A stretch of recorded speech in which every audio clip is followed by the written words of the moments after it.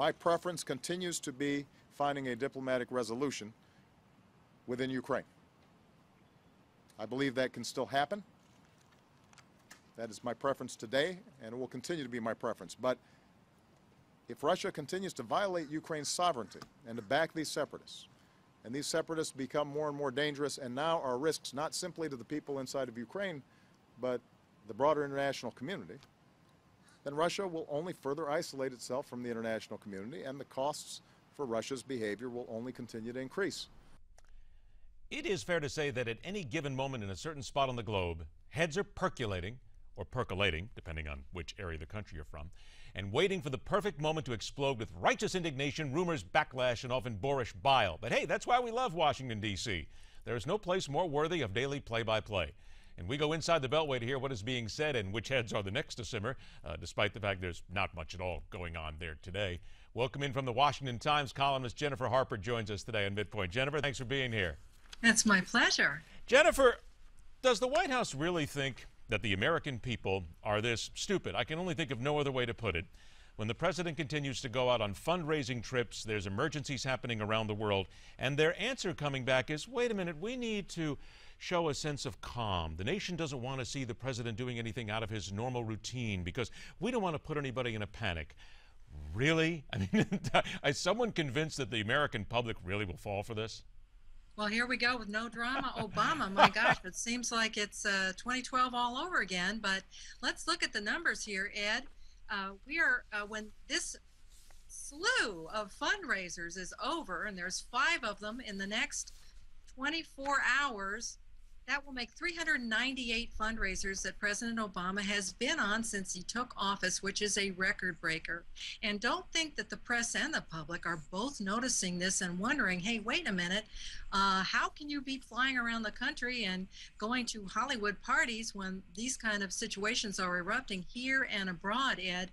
And part 2 of all that is that the White House has tried to change its strategy here, its deflection strategy, and claim that, you know, the president's a guy on the go. He's got his pen, he's got his phone, he's got his contacts. He can be president when he's riding in his airplane.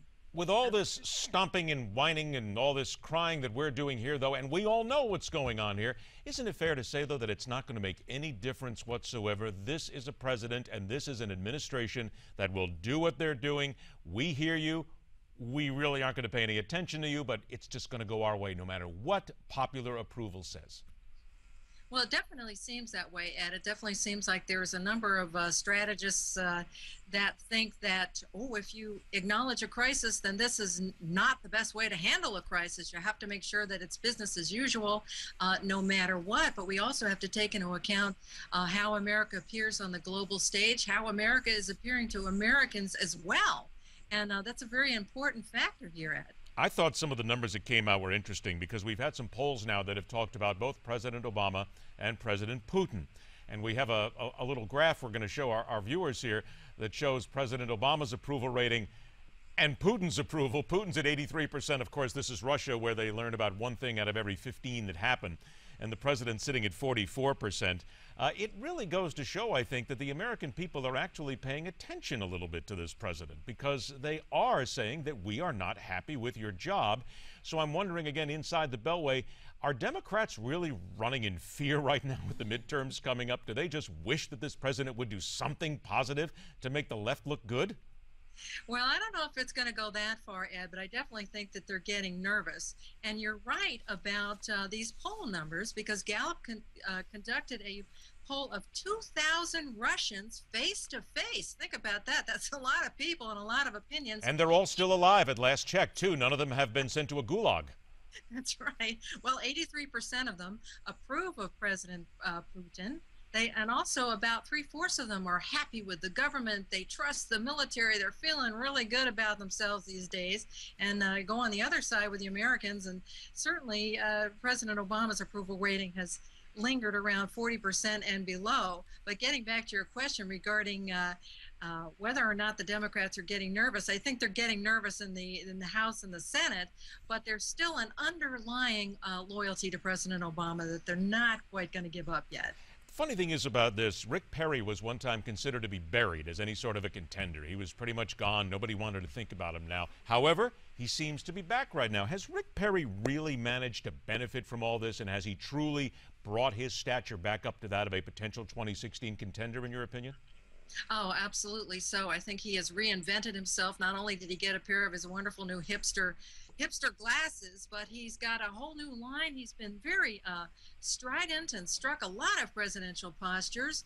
But Mr. Perry has also provided numbers to the American public where he's revealed that the state of Texas itself has spent $500 million trying to deal with the border crisis. That's a $500 million with a B there, Ed, and that's a lot to contend with. And plus, he's also framed his talk with kind of a sympathetic thing towards the poor kids on the border that are distressed. So he's picked his way very carefully along here and has a much better public profile than he had in previous months. I think his moments on the campaign trail way back in 2012 are being forgotten very quickly. Jennifer, I am not going to let you get away with just a couple of words on that. We have to talk about the fact that he is now the bespectacled Rick Perry.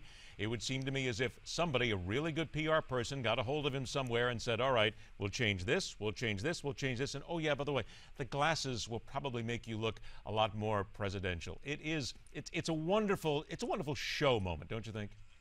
Oh, yes. I mean, we're definitely getting into presidential branding here, and I personally disapprove of all the branding that goes on, but it does go on.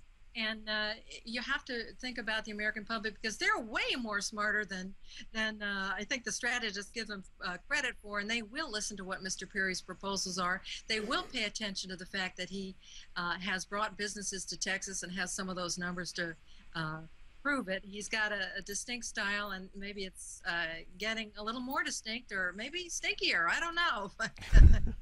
By the way, I only got about 15 seconds left. How's the rumble now after the Obamacare decision yesterday? They're still rumbling, definitely.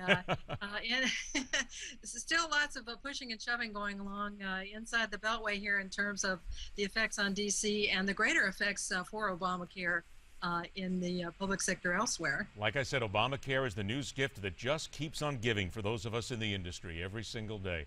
Jennifer, it is a pleasure to have you on the show. Let's do it again. Thanks so much. You betcha. All right, Jennifer Harper joining us as we go inside the Beltway on a daily basis. And she is right. I mean, look, Rick Perry suddenly looks very presidential. Of course, what he's done is being seen as very presidential as well. We continue with next up, the man who spoke his mind. My commentary about Tony Dungy and the React on MidPoint.